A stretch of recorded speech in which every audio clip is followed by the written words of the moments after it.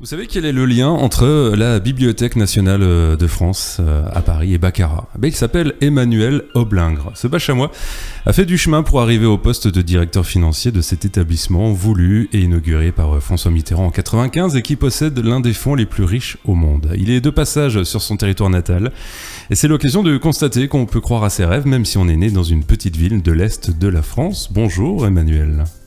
Bonjour Vincent. Attention, je dis pas qu'on peut pas être heureux, vivre à Baccarat et travailler toute sa vie. Je dis juste que on peut aussi faire carrière à la capitale, dans un ministère ou à la Bibliothèque nationale de France, que tout est possible et qu'il faut rien s'interdire en fait, comme tu vas en témoigner. Alors je dis tu parce qu'on se connaît bien et je t'ai proposé de venir raconter un peu ton parcours pour rappeler aux jeunes Bachamois que voilà, tout est possible. On commence par le début. Ton père a travaillé au sein de la cristallerie. Comme beaucoup à l'époque, c'était vraiment...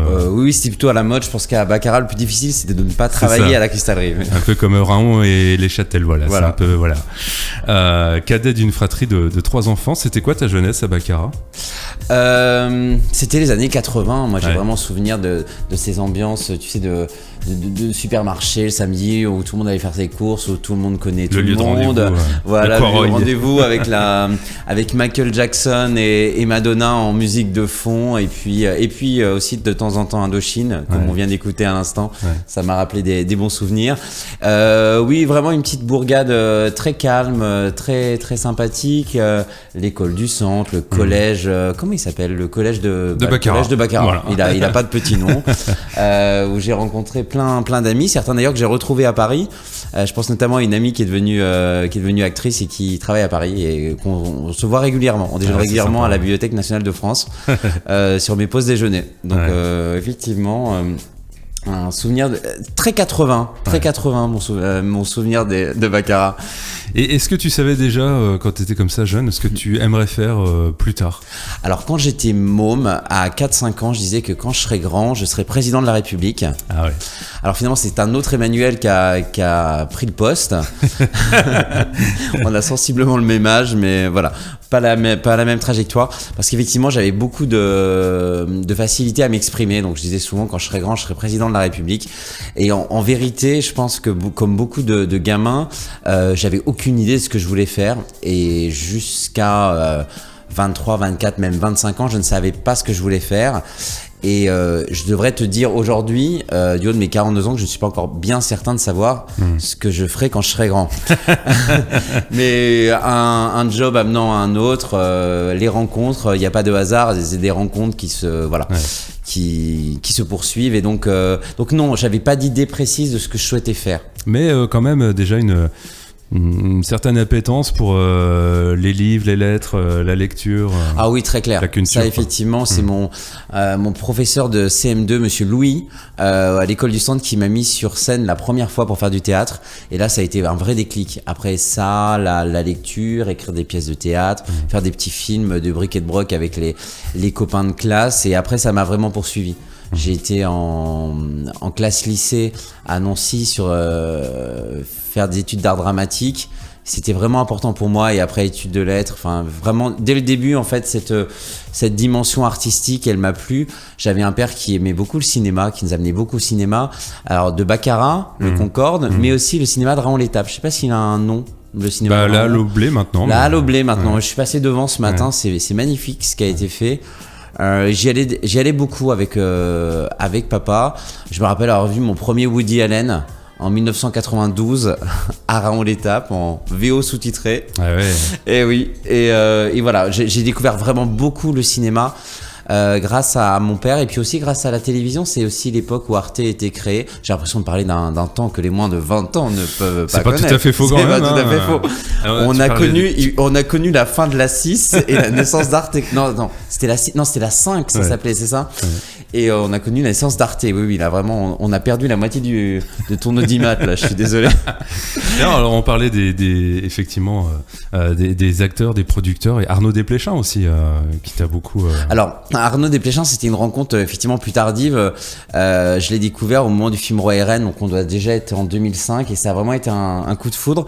Ça m'a fait reprendre mes études en parallèle en parallèle de mon travail, parce que je travaillais déjà à l'époque, j'ai repris des études de cinéma. J'ai fait un master 2 de cinéma à l'époque sur Arnaud Desplechin, qui est vraiment un auteur français que j'aime beaucoup. Roi et Reine, c'est ça, non? Roi et Reine, voilà, c'est ça, c'est le film, moi, qui m'a vraiment marqué. Mais après, j'ai appris à découvrir toute sa filmographie. Et puis, le hasard et le fait que Paris est une toute petite ville, j'ai fini par le rencontrer à plusieurs reprises et j'ai notamment pu lui présenter mon travail lorsque ça a été achevé. Donc, ça a été vraiment une rencontre assez incroyable et j'ai gardé vraiment un attachement particulier à son cinéma. C'était vraiment une rencontre importante. Donc une vie tranquille, une jeunesse tranquille, et puis lycée Poincaré, Cannes, Hippocane comme on dit. Et, oui, c'est ça. et finalement, là encore à Nancy, et là il y a le basculement vers Paris, vers Sciences Po. Oui, tout à fait. Effectivement, devenir président de la République, faut passer à Sciences Po. Voilà, alors effectivement, alors je pense que là pour le coup, j'avais pas fait le lien au moment où j'ai passé Sciences Po. On m'en avait parlé post-bac, on m'avait dit tu devrais faire Sciences Po, tu as sans doute un profil pour ça, surtout que tu ne sais pas ce que tu veux faire. Et j'avais dit non, mais en fait, j'aime vraiment les lettres, donc j'ai un peu persisté dans l'étude de lettres et puis j'étais passionné d'histoire et de philo. Donc c'est vrai que l'Hippocane Cannes, l'avantage c'est que tu gardes beaucoup de matière avec toi, hélas aussi de latin, hein. Mais voilà, mais j'avais beaucoup d'intérêt pour les lettres, la philo, l'histoire, donc c'était chouette. Mais Sciences Po, ça s'est posé un peu comme ça. J'étais à Bac+4 et il y avait une chose que je savais pas ce que je voulais faire, mais je savais que je ne voulais pas être enseignant, parce que enseignant c'est une vocation. Et c'est vrai quand tu fais des études littéraires, il y a un moment, ce qui se dessine le plus, c'est de faire d'être professeur de lettres ou professeur des écoles, et ça je savais que c'est pas ce que j'avais envie de faire. Alors moi j'avais eu d'excellents profs de lettres et je pensais que je serais pas un bon prof de lettres. Et puis Sciences Po, ça s'est présenté comme ça. Vu qu'il y avait beaucoup d'intérêt pour l'histoire, je me suis dit allez, on y va. Et puis il y avait un attrait pour la capitale. J'ai découvert Paris tardivement, j'avais 18 ans. Et la première fois que je suis allé à Paris, ça a été une révélation. Et depuis lors, j'ai trouvé toujours une excuse tous les 2-3 mois pour passer par Paris. Voilà. Donc ce qui t'a amené à Paris, c'est déjà l'amour de la ville en fait finalement. Mais complètement. Moi, Paris, c'est ma ville et ça restera toujours ma ville. C'est vraiment cette rencontre tardive avec Paris, ça a été extraordinaire. Et Sciences Po te permettait finalement d'y oui, accéder. je sais pas si j'ai vraiment. Oui, parce que d'ailleurs, si tu as raison, au sens où je l'avais jamais réfléchi. Tu fais accoucher des vérités incroyables à ton micro à 9h40. Je n'y avais jamais pensé, en effet. Il y a des Sciences Po un peu partout en France et en fait, j'ai présenté Sciences Po Paris. Je crois qu'il n'y avait que Paris, moi, tu vois. Non, il y a alors ils appellent ça des instituts d'études politiques. En fait, ça a fait des petits bébés. Sciences Po en province, en région, pardon, excusez-moi. Il y en a à Lille, il y en a à Toulouse, il y en a à Bordeaux, il y en a un peu partout. Mais il n'y a qu'un vrai, entre guillemets, Sciences Po rue Saint-Guillaume à Paris et c'est le seul que j'ai présenté. Et est-ce que dans ta promotion, il y a eu des gens qui ont fait parcours politique? Alors oui, il y a bien sûr des gens qui ont fait des parcours politiques, mais aussi des parcours dans le privé. Il y a de plus en plus de gens qui passent par Sciences Po, qui contrairement à ce que son nom indique, ne font pas forcément de la politique après, mais vont plutôt s'orienter vers le public, beaucoup quand même dans la fonction publique d'État, cadre de la fonction publique, mais aussi dans le privé. Moi je connais des gens qui bossent dans des grosses boîtes, qui bossent chez EDF, chez Saint-Gobain et qui sont passés par mais cadres du coup par Sciences Po. Exactement. Oui, bien sûr, à des fonctions dirigeantes. Certains ont fait des parcours à l'international et j'ai effectivement, moi j'ai un exemple proche. Alors c'est pas ma promo, c'était la promo juste après moi, d'un camarade qui aujourd'hui travaille au sein des services du Premier ministre, conseiller culture de la Première ministre. Donc c'est amusant comme le monde est petit, et quelqu'un que j'avais rencontré à Nancy, à Poincaré, et que j'ai retrouvé ensuite un peu plus tard à Paris. Excellent. Donc, c'est un petit monde. Finalement, il y a beaucoup de Nancéens que j'ai recroisés ensuite à Paris. Ah bah comme quoi, voilà. Mais ça veut dire que t'étais pas très loin de la promo du président alors finalement, puisque c'est vrai que c'était quelques années avant finalement. Alors Emmanuel Macron, il doit avoir quand même quelques années de plus que moi. Il doit avoir 3-4 ans, 45 ans, comme oui, ça. peut-être. Mais on a dû se rater de peu. On a dû se rater de peu. Je pense que de peu, on aurait pu effectivement se croiser sur les bancs de l'école. Oui, tout à fait. Effectivement, tout à fait. Comme quoi le monde est petit, effectivement. Alors, sortie de Sciences Po, ministère de la Culture. Ça s'est passé comment cette entrée au ministère et c'était quoi, une opportunité comme souvent, j'imagine? Alors, j'ai commencé en fait dans le privé. J'ai commencé à travailler pour la Société Générale. Au niveau du siège, et puis ça m'intéressait pas beaucoup, Mais c'était une opportunité. À la Défense alors oui, mais parce qu'on venait nous chercher, on n'était pas encore diplômés, qu'on venait nous chercher. Chasseur en fait, de tête. Exactement, nous proposer des jobs. Moi, j'étais un petit bachamois inquiet, donc je me disais, oh là là, c'est très difficile de trouver du travail. Donc je vais accepter ce qu'on me proposait. Donc j'ai fait du recrutement pour une banque. Alors c'est pas vraiment mon kiff. Et donc en revanche, c'est-à-dire qu'on est un peu loin de la culture. Exactement. Et heureusement c'est une relation, effectivement, une connaissance de Sciences Po qui m'a appelé en disant écoute, là en ce moment on cherche un profil. Je sais que t'es pas très heureux dans la banque. Certes, tu te fais pas mal d'argent, mais ça fait pas tout. Tu t'y trouves pas vraiment ce qui te plaît. Est-ce que tu voudrais venir? Je dis ok. Il me présente le job, je dis bon, je suis pas sûr que je sais faire ça, ni que ça soit vraiment ce que j'ai envie de faire, mais je serai déjà au bon endroit. Et en fait, j'ai choisi plutôt d'aller au bon endroit et ensuite de construire ma carrière. Et puis cette première expérience au ministère de la Culture, elle a été fondatrice parce que j'avais assez peu touché les chiffres jusque-là et j'ai découvert à travers la gestion d'un budget qu'en fait j'avais une grosse appétence pour ça. Donc ensuite, je me suis beaucoup formé sur les finances, la gestion publique, parce que je me suis rendu compte que il y avait une forme d'évidence en fait que j'ai découverte. Donc oui, des hasards. Ouais, c'est ça. Et puis c'est vrai que finalement les chiffres, c'était une opportunité qui t'a permis d'avoir cette compétence que tu mets évidemment aujourd'hui à profit dans ce nouveau métier, chef de bureau de la programmation budgétaire et de la performance au ministère de la Culture. Alors oui, ça c'est en 2016, ouais, c'est en 2016 au moment on navigue un peu dans les méandres du ministère pendant quelques années. Oui, c'est ça, c'est-à-dire que pendant plusieurs années, j'ai fait des allers-retours, je travaillais un peu pour la Cité des Sciences, j'ai travaillé pour l'Institut National du Patrimoine, et puis je faisais des allers-retours avec le ministère, parce que j'aimais bien l'administration centrale, ça c'est mon côté Sciences Po, j'aimais bien défendre des politiques publiques, défendre des crédits, des projets, et ça on peut, et aussi avoir beaucoup de visibilité finalement sur les politiques culturelles françaises, et ça quand on est en administration centrale, c'est plus facile que quand on est dans une structure, une plus petite structure. Ouais, mais du coup, c'est j'imagine des gros budgets à gérer. Alors, c'est des très gros budgets là. On parle de millions là.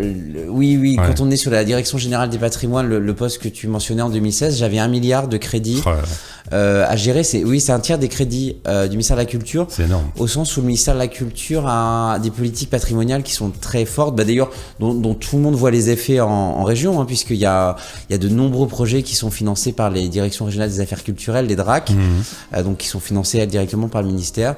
Et donc, je suivais les crédits à la fois dédiés aux régions, mais plus largement à tous les établissements patrimoniaux, musées, le Louvre, Orsay, Versailles, enfin toutes ces grosses machines.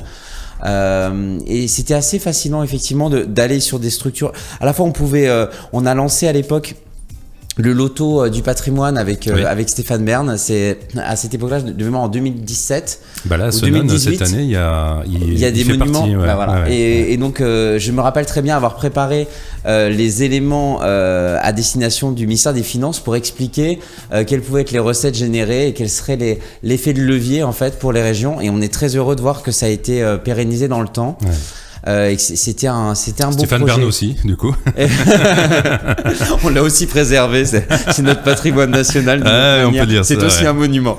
Et ça fait partie vraiment des beaux projets que j'étais très fier de porter, d'accompagner. C'était très chouette, ce loto du patrimoine. Et puis on a aussi mis en place un fonds de péréquation pour tout ce qui est défendre le patrimoine des petites villes.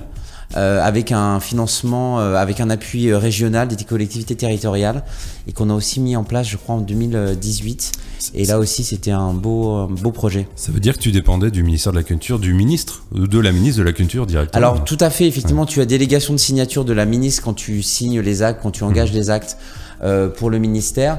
En revanche, le ministère est structuré, comme tous les ministères, entre une structure qui est vraiment politique, qui est le cabinet du ministre, où là ce sont des personnes qui ont vocation, des conseillers qui ont vocation à bouger à chaque fois qu'il y a un changement de gouvernement. Et en revanche, après il y a l'administration qui elle a le principe de neutralité, c'est-à-dire qu'il n'y a pas d'engagement politique. Enfin, on peut en avoir un par ailleurs dans sa vie personnelle, mais en tout cas dans le travail, on est présent pour instruire effectivement les orientations politiques. Et t'as vu passer plusieurs ministres du coup? Ah oui, j'en ai vu passer, mais ça c'est vrai qu'à la culture on a du mal à garder nos ministres. Alors je sais pas. C'est Jack Lang, non, le ministre?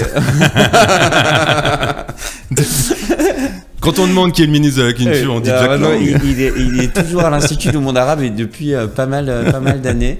Mais effectivement, il y a comme dans tous les ministères des ministres qui marquent beaucoup. Et effectivement, Jack Lang, les années 80, il a effectivement les radios libres. Radios libres. On en est là aujourd'hui. Monsieur Guyot, les radios libres, on en est là. Et effectivement, il a beaucoup marqué ce ministère. Un passage à la haute autorité pour la transparence de la vie publique. Alors, est-ce que les responsables publics étaient exemplaires au moment d'y être ? Oui, ils le sont. Alors on le dit parce qu'on n'y pense pas. Ils le sont, mais hélas, c'est toujours la même chose. Quand vous avez 99 personnes qui font bien et une qui fait mal, de quoi parle-t-on aux infos ? Celle qui fait mal. Je vous le demande, monsieur Guyot. Je le demande, les yeux dans les yeux. Prenons la casquette BFM. Exactement, oui. Allons-y. Donc, oui, j'ai fait un pas de côté, effectivement. J'ai quitté un temps le ministère de la Culture. J'ai rejoint les services du Premier ministre dans cette autorité administrative indépendante. Alors moi, j'avais pas de lien direct avec le fond de l'activité qui s'assure de la probité des hommes publics à travers des déclarations de patrimoine et d'intérêt de ces responsables publics. Je gérais modestement à la fois les crédits et surtout les emplois. La casquette aussi de ressources humaines pour cette structure où je suis resté un peu plus de 3 ans et demi. Mais les premières amours de la culture m'ont rappelé assez vite et d'ailleurs m'ont vraiment rappelé, c'est-à-dire que le téléphone a vraiment sonné. Et encore une fois, on est venu te chercher. Là. Oui, mais parce que c'est un petit monde, donc après on se connaît. Quelqu'un de Sciences Po, donc. Oui. Ah bah voilà. Mais que j'ai pas rencontré à Sciences Po, que j'ai rencontré plus la porte tard. d'entrée de Sciences Po. De toute façon, tous dans nos vies, on voit que ce sont les rencontres qu'on fait. C'est du réseau. Oui, alors le mot réseau, j'aime pas trop parce qu'on a l'impression que c'est un peu claniste, que c'est. Non, moi je le trouve noble. C'est plus qu'on crée un peu des amitiés dans le travail, des appétences. On sait qu'on aime travailler avec tel type de personnes, et effectivement, ça s'est fait comme ça. Après, il y a une vision du réseau, effectivement, qu'on peut nourrir, qu'on peut entretenir. Moi, j'aime bien raisonner plutôt en un peu résonance amicale, c'est-à-dire des gens avec qui on construit des choses qu'on a plaisir à revoir. Et c'est vrai que moi, quand je quitte un travail, j'ai tendance à garder pas mal de liens aussi. Alors pas avec tout le monde, mais avec les gens avec qui on a bien travaillé. C'est quand même très agréable de garder des liens. Encore des chiffres là. Gestion de gros budgets, donc à la Bibliothèque nationale de France, directeur financier. Tu nous décris un peu ce lieu unique à Paris, parce qu'on en entend parler, mais moi en cherchant, parce que je connaissais pas non plus tout, c'est plusieurs sites en fait, contemporains, historiques. Alors c'est pas ce lieu, c'est ces lieux à Paris. J'espère que les collègues m'écoutent pas parce que je risque d'en oublier. Il y a le site le plus récent et peut-être le plus emblématique, le fameux site François Mitterrand avec ses 4 tours qui sont ouverts comme des livres sur le monde. Ceux qui ont la vidéo me voient faire le geste. Il y a en revanche, donc c'est le site peut-être le plus emblématique, mais qui est loin d'être le premier site, parce que le site historique est situé au cœur de Paris, entre le métro Bourse et le Palais Royal, et ce sont des salles absolument magnifiques. On les regardait ensemble avant le début de l'interview. Et ce que je te disais, c'est que ce sont des espaces qui sont ouverts à tous, c'est-à-dire où on peut rentrer simplement. Quoi. Exactement, on peut rentrer simplement. Il y a bien sûr des espaces dédiés aux chercheurs avec des ouvrages très anciens qui eux font l'objet d'autorisations particulières.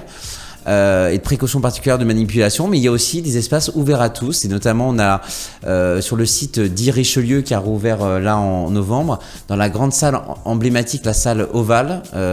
J'encourage tout le monde à tapoter sur internet salle Ovale pour voir la beauté de ce lieu. Incroyable. On a un espace qui est vraiment ouvert à tous, donc on peut y rentrer gratuitement, et on a installé d'ailleurs récemment des banquettes et de la littérature jeunesse. Donc si on veut lire Mortel Adèle, Tchoupi ou que sais-je, c'est possible. À la BNF, on peut le faire. À la BNF, voilà. L'idée, c'est que ça soit ouvert à tous. Donc, certes, on a des ouvrages très anciens, des exemplaires uniques. On a la Bible de Gutenberg, mais on a aussi des exemplaires, voilà, de choses très récentes pour aussi s'ouvrir au large public. Et on a également un musée sur le site historique Richelieu qui a ouvert et qui montre les plus belles pièces, des manuscrits de Marcel Proust, des manuscrits de Victor Hugo. Donc, on a de nombreux ouvrages. Mais je lisais l'un des fonds les plus riches du monde, quand même. Oui, et qui ne cesse de s'enrichir. Je sais pas si c'est pour la carte postale, mais quand même, c'est. Et qui ne cesse effectivement de s'enrichir. On a plusieurs dizaines de kilomètres linéaires de documents.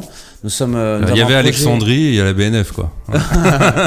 Il y a un peu ça. Il y a la British Library à Londres, mais c'est vrai qu'on fait partie des très très grandes bibliothèques mondiales, et c'est aussi pour ça qu'on est dans un réseau internationales avec des participations à l'étranger, à des séminaires pour partager notre savoir et notamment aussi réfléchir aux problématiques de la numérisation puisqu'aujourd'hui on essaye de réfléchir de plus en plus en matière de numérisation. Donc une bibliothèque c'est à la fois beaucoup de papier mais c'est de plus en plus beaucoup de serveurs, de data centers puisqu'on va numériser les documents, on va aussi prendre nativement des documents pour les partager au plus grand nombre sur Internet. Donc on peut venir à Paris visiter aussi finalement la BNF. Oui, il y a différentes expériences possibles, à la fois des expériences payantes si on souhaite avoir une visite patrimoniale par exemple, des 2 sites, Mitterrand et Richelieu, ça c'est possible, mais vous pouvez après simplement rentrer à titre gratuit, ouvrir un livre, et puis ensuite bien sûr pour les chercheurs, il y a des espaces dédiés et on bichonne effectivement nos chercheurs parce que c'est eux qui font vivre aussi notre fonds. Un fonds qui est riche depuis 1538. François Ier qui a demandé à ce qu'il y ait un dépôt légal de chaque ouvrage produit en France. Depuis cette époque 1538, nous accumulons effectivement tous les ouvrages qui sont produits et ce dépôt légal a été élargi avec le temps, ensuite aux revues, aux magazines et puis il y a un élargissement au fil du temps. Aujourd'hui même la musique fait l'objet d'un dépôt légal chez nous. Donc ça s'élargit de plus en plus et on a également de l'audiovisuel. Bah ouais, voilà.